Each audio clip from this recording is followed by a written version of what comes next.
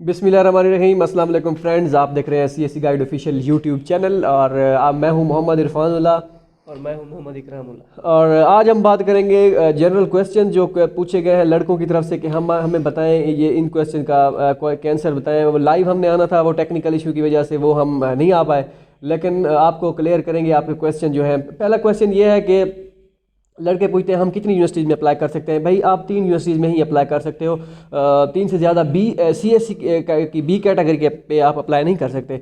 A category में आप 2 universities पे अप्लाई कर सकते हो, जो उनकी एक तो HEC की जो है वो तो A कैटेगरी की चली गई है स्कॉलरशिप, उसकी डेडलाइन हो गई है, गुजर चुकी है।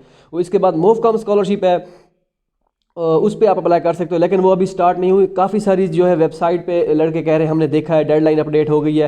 भाई वो ऑफिशियल वेबसाइट नहीं है उनकी जहाँ पे अपडेट हो गई है वेबसाइट, तो वो अभी तक नहीं हुई। उनकी जो ऑफिशियल वेबसाइट है जैसे ही वहाँ पे अनाउंस होगा इंशाल्लाह हम बता देंगे। हम जो भी इंफॉर्मेशन अपनी वेबसाइट पे देंगे वो उनकी ऑफिशियल वेबसाइट से ही देंगे, ठीक है।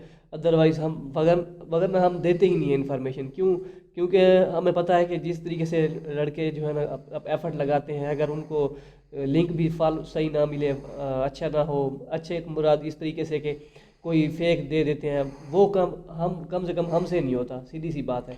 इसके बाद लड़के कहते हैं कि अगर हम 2 अकाउंट बना लें या 3 अकाउंट मुख्तलिफ जीमेल से 2-3 जीमेल इस्तेमाल करके हम बना लें तो क्या हम ज़्यादा पे अकाउंट कर सकते हैं अप्लाई। मतलब कि एक अकाउंट बनेगा तो आपकी 3 आप यूनिवर्सिटी पे अप्लाई कर सकते हो, वो आपकी 3 यूनिवर्सिटी के लिए अप्लाई हो जाएगा। उसके बाद वो कहते हैं चलो ये तो 3 पे हो गया, हम दूसरा अकाउंट बना के 3 और पे कर सकते हैं, या वो ये कहते हैं कि हम तीसरा अकाउंट बना के 3 और पे मतलब 9 यूनिवर्सिटीज़ पे कर सकते हैं। भाई ऐसा नहीं कर सकते, आपकी एप्लीकेशन रिजेक्ट हो जाएगी। हाँ, प्रोविजनल स्कॉलरशिप, यूनिवर्सिटी स्कॉलरशिप वो उनकी है, वो उन पे आप अप्लाई कर सकते हो। ठीक हो गया। चाहे जितनी यूनिवर्सिटी मर्जी आप करें यूनिवर्सिटी स्कॉलरशिप पे, नॉट CSE सिर्फ 3 पे। अच्छा, इसके बाद जो है लड़के कह रहे हैं कि यूनिवर्सिटी क्लोज हो गई है, एडमिशन क्लोज हो गए हैं या नहीं हो गए। तो हमने सुना है एडमिशन क्लोज हो गया है, तो इसका मैं पहले भी बता चुका हूँ पिछली वीडियोस में कि एडमिशन क्लोज नहीं हुए, अभी ऑफिशियल नोटिफिकेशन जारी नहीं हुआ, तो अब अप्लाई करें आप, ठीक है। लेकिन ये है कि अभी अभी आज ही मेरी एक लड़के से बात हुई है, वो ये कह रहा था कि उनके जो जिस यूनिवर्सिटी में उसने अप्लाई करना था उनके हार्ड फॉर्म में डॉक्यूमेंट सेंड करने थे, लेकिन उन्होंने यूनिवर्सिटी वालों ने कहा है कि due to corona virus China क्योंकि लॉकडाउन हुआ पड़ा है तो आपने डॉक्यूमेंट सेंड नहीं करने, आप सिर्फ और सिर्फ जस्ट ऑनलाइन अप्लाई ही करें और हमें बस फिर अप्लाई करके फिर वो उनको रिस्पांस देंगे, ठीक है। डॉक्यूमेंट सेंड करने की जरूरत नहीं है। लेकिन फिलहाल आप जिस यूनिवर्सिटी में अप्लाई करना चाह रहे हो उनको मेल करें, रिप्लाई देते हैं। लड़के कह रहे हैं एडमिशन क्लोज है, सब चीज़ मतलब कि ऑफिस है, छुट्टियाँ हैं, कोई नहीं आ रहा, तो लेकिन वो ISO में आए होते हैं बंदे, ठीक है, जो उनकी मैनेजमेंट होती है ISO की, वो आई हुई होती है। उसके बाद चलते हैं कि कोरोना वायरस की वजह से हम अप्लाई करें या ना करें, क्योंकि घर वाले कहते हैं अप्लाई ना करो, ये है वो है। तो भाई अप्लाई अभी तो नहीं, एक ही दिन में तो नहीं डिसाइड हो जाएगा कि आपको स्कॉलरशिप मिलेगी। आपको तक कम से कम आपको मिलेंगे 2-3-4 माह तो लग ही जाएंगे, तब तक कवर हो जाएगा इंशाल्लाह। अगर ना भी हुआ खुदा ना खास्ता, तो आपने जो अप्लाई किया होगा या तो आपकी एप्लीकेशन अगले साल के लिए या एक सेमेस्टर के बाद जैसे ही एडमिशन स्टार्ट होंगे आपकी एप्लीकेशन को गो थ्रू कर दिया जाएगा। अगर ना हो सका तो फिर आपके क्या कौन से पैसे लगने हैं ज़्यादा से ज़्यादा। हाँ, वो उनको तो है जो फ़ी पे करके उनको तो जो जिसे कहते हैं ना अरमान लगता है, ठीक है। बाकी तो कुछ नहीं होता, लेकिन वो फ़ी वापस कर देंगे। अभी तो टाइम है ना, तकरीबन सितंबर के पहले 10 दिनों में इसमें जो है ना आपने जाना होता है, टिकट वगैरह करानी होती है। ज़्यादा से ज़्यादा क्या होगा, ज़्यादा से ज़्यादा 1-2 माह लेट हो जाएंगे बस, इससे ज़्यादा नहीं होगा। अच्छा, इसके बाद है जी एक जिजियांग यूनिवर्सिटी है, उसकी कह रहे हैं कि एप्लीकेशन फ़ी है वो पे करनी है या नहीं करनी, तो उसका बता दें। लेकिन यार बात यह है कि उनकी जो ऑफिशियल एडवर्टाइजमेंट 2020 की आई है उस पर कहीं भी मेंशन यूनिवर्सिटी स्कॉलरशिप के लिए था कि CSE की फ़ी पे करनी है कि यूनिवर्सिटी स्कॉलरशिप के लिए, लेकिन CSE की एडवर्टाइजमेंट पर उनका कहीं भी नहीं लिखा हुआ था कि आपने फ़ी पे करनी है। ठीक हो गया, तो इसमें कोई कन्फ्यूजन की बात नहीं है कि हाँ वो कहते हैं अपलोड रिमिटेंस बिल का जो है अपलोड रिसिप्ट जो है फ़ी की वो अपलोड करें। तो भाई अगर तो आपका बगैर फॉर्म सबमिट उसको अपलोड किए हो जाता है तो फिर तो कोई मसला नहीं है। अगर वो नहीं होता फिर तो आपको फ़ी पे करनी पड़ेगी, तो वो आप यूनिवर्सिटी से कॉन्टैक्ट करके पूछ लें, क्योंकि हमने इन्फॉर्मेशन देनी थी तो वो हमने दी। अब आगे क्या है टेक्निकल इशू वो मैंने वीडियो में भी क्लियर किया था, तो वो आप यूनिवर्सिटी से कॉन्टैक्ट कर सकते हैं। उसके बाद 5वां सवाल जो लड़के पूछते हैं मोस्टली, CSE की डेडलाइन क्या है।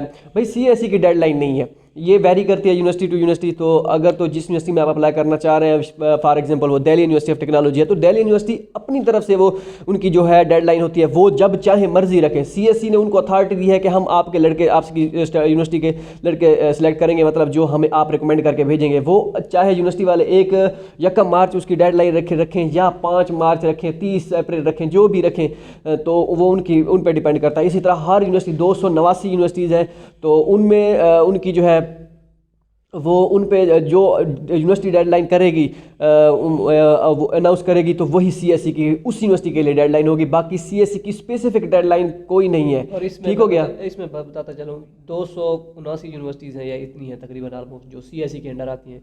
तो CSE गाइड official.com पे हम सब ना दे रहे हैं इंफॉर्मेशन हर यूनिवर्सिटी की। जिस यूनिवर्सिटी की नहीं मिलेगी वो नहीं देंगे, ठीक है। वो क्यों नहीं हम देते, क्योंकि वो शो नहीं हो रही होती। शो क्यों नहीं हो रही होती, इसके पीछे बहुत बड़ी वजह है जो मैं आपको बाद में बताऊंगा, जो मैंने वहाँ पे चाइना में जाके देखी थी कि ये क्यों वो नहीं show लड़के कहते हैं कि यार हमें इस यूनिवर्सिटी की सीएससी की इंफॉर्मेशन ही नहीं मिल रही। वो मैं आपको क्लियर करके बताऊंगा कि इसके पीछे असल रोला है क्या। स्कॉलरशिप की हमें डिटेल नहीं मिल रही भाई, इसके पीछे एक बहुत बड़ी गेम है। वो मैं कभी आपको बताऊंगा। बस वो क्या गेम है वो इंशाल्लाह हम आपको कभी बताएंगे, वो कौन सी गेम है, वो यहाँ पे हम नहीं बता सकते, लेकिन अभी टाइम नहीं है, बाद में इंशाल्लाह बताएंगे। ठीक है, परफेक्ट टाइम में आपको सब कुछ बताएंगे। उसके बाद कहते हैं कि सीएससी फॉर्म विड्रा कर लें, कोई मसला तो नहीं है। अगर हमने किसी और यूनिवर्सिटी के लिए अप्लाई करना है तो जो सीएससी हमारा फॉर्म सबमिटेड है, मतलब कि हम 3 यूनिवर्सिटीज़ हमारी हो गई, एक यूनिवर्सिटी में से हमें रिजेक्शन की मेल आ गई, तो अब हम क्या करें, हमारी एक यूनिवर्सिटी वेस्ट हो गई। तो नहीं भाई, उसको विड्रा करें, ठीक है। विड्रा करके उसमें उसी फॉर्म को आप कैरी करना चाहते हो तो वही कर लें, नहीं तो विड्रा करके जहाँ पे एजेंसी नंबर पुट करते हैं यूनिवर्सिटी का, और जिस नई यूनिवर्सिटी में आप अप्लाई करना चाह रहे हैं तो उस यूनिवर्सिटी का आप क्या करें, एजेंसी नंबर पुट करके फॉर्म उसके जो है डॉक्यूमेंट्स जो है उसी के हिसाब से स्टडी प्लान और बाकी सारी चीज़ें जो उस यूनिवर्सिटी के लिए रिक्वायरमेंट हैं वो वही अपलोड करके सबमिट करके दोबारा किसी और यूनिवर्सिटी में भेज दें जिस यूनिवर्सिटी में आप अप्लाई करना चाह रहे हैं, जिसका एजेंसी नंबर आपने पुट किया होगा। ठीक है। और उसके बाद अगर खुदा ना खास्ता उसी में से रिजेक्शन हो जाती है तो किसी और यूनिवर्सिटी में कर लें, ऐसा कोई मसला नहीं है। या अलबत्ता अगर लड़के कहते हैं कि हमारे डॉक्यूमेंट्स हमने अपलोड किए थे तो हमें एरर हमें गलती होगी कि हमने स्टडी प्लान या सीएससी फॉर्म जो है वो हमने गलत अपलोड कर दिया, किसी और यूनिवर्सिटी का अपलोड करना था वो, और बल्कि सीएससी का फॉर्म तो अपलोड नहीं होगा, वो यूनिवर्सिटी पोर्टल पे होता है, उसके बारे में आते हैं। तो वो कहते हैं हमने स्टडी प्लान गलत अपलोड कर दिया, तो इसका क्या करें अब। तो भाई उसको विड्रा कर, अगर तो आपने यूनिवर्सिटी को सेंड नहीं किए डॉक्यूमेंट्स तो उसको विड्रा करके दोबारा अपलोड करके सबमिट करके उसे दोबारा प्रिंट आउट निकाल के यूनिवर्सिटी को सेंड कर दें। लेकिन अगर आपने सेंड कर दिया है यूनिवर्सिटी को, फिर उसको मत छेड़ें। ठीक हो गया।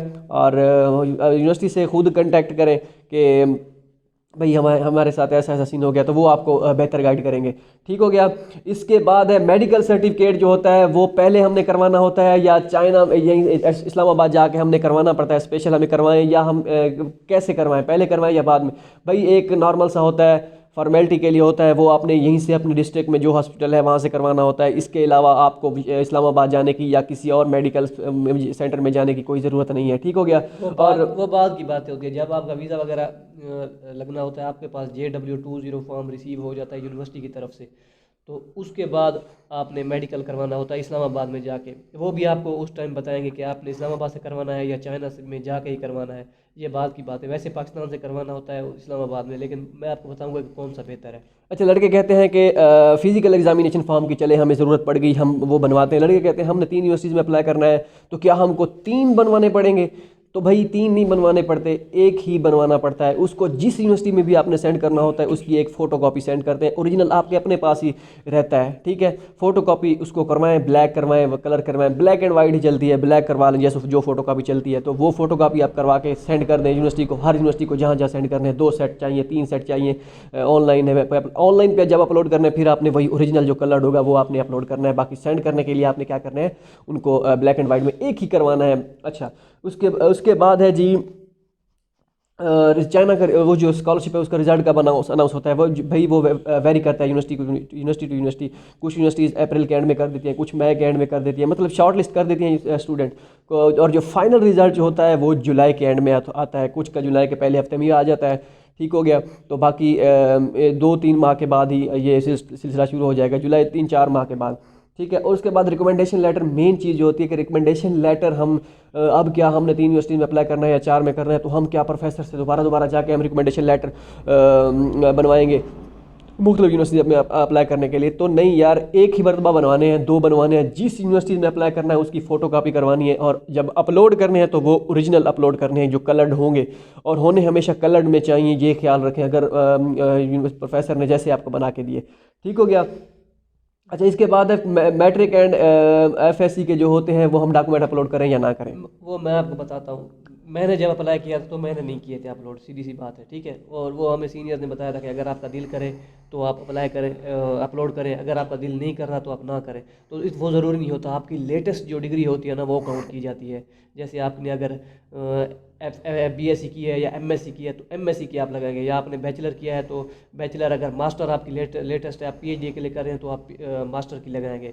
तो ये लाजमी नहीं होता। मैंने किसी जगह पे भी अपलोड नहीं किया था, सीएससी के फॉर्म पे भी, और ना ही मैंने यूनिवर्सिटी को जो है ना ये एफएससी की भेजे थे, मैंने कुछ नहीं भेजा था। तो आपके लिए भी ज़रूरी नहीं है कि आप भेजें। अगर हाँ, आप अगर भेजना चाहते हैं तो अपनी दिल की तसल्ली के लिए तो आप भेज सकते हैं, कोई इशू नहीं है। ये आप पे डिपेंड करता है। मैंने नहीं सेंड किए थे, तो आप अगर सेंड करना चाहें तो ये आपके ऊपर डिपेंड करता है। हमारे ऊपर ना बैठे कि इन्होंने नहीं सेंड किए तो हम भी ना करें। ये आपकी मर्ज़ी की बात है, वैसे ज़रूरी नहीं है। ये बाकी कहीं जगह पे भी नहीं लिखा हुआ। बाकी जो नोटराइज का होता है कि ये नोटराइज करवाएं या ना करवाएं, भाई अगर आप सेंड कर रहे हैं तो फिर तो आप नोटराइज करवा के सेंड करें। आपका क्या जाता है, नोटराइज करवा लें बस।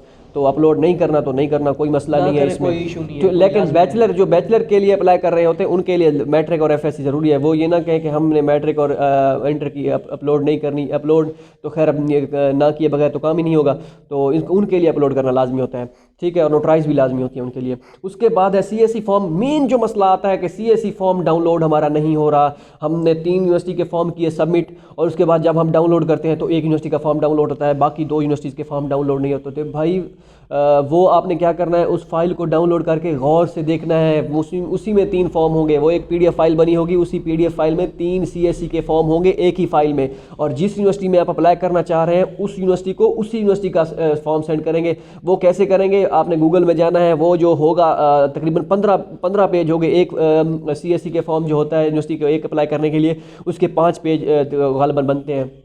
वो 5 पेज एक यूनिवर्सिटी के लिए, दूसरे 5 पेज दूसरी यूनिवर्सिटी के लिए। तो वो आपने गूगल में जाके उसे स्प्लिट कर लेना है।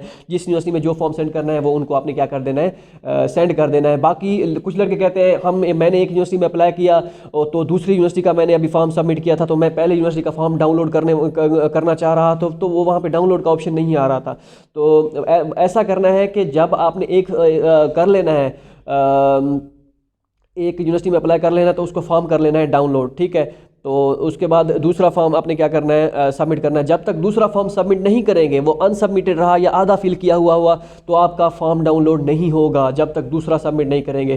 तो दूसरा हो गया, फिर वो दोनों एक ही फाइल में दोनों अपलोड वो आ जाएंगे, डाउनलोड हो जाएंगे कि पीडीएफ फाइल में। उसके बाद जब तीसरा अपलोड करने लगते हैं, जो तीसरा आपने आधा छोड़ा, फिर पहले 2 अपलोड डाउनलोड नहीं होंगे। तो जब तक तीसरे को फिल नहीं करेंगे आपका फॉर्म डाउनलोड नहीं होगा वो। और जब डाउनलोड करेंगे वो तीनों फॉर्म क्या होंगे, एक ही फॉर्म में पीडीएफ में डाउनलोड हो जाएंगे। तो ये थे आज के क्वेश्चन और उनके आंसर्स।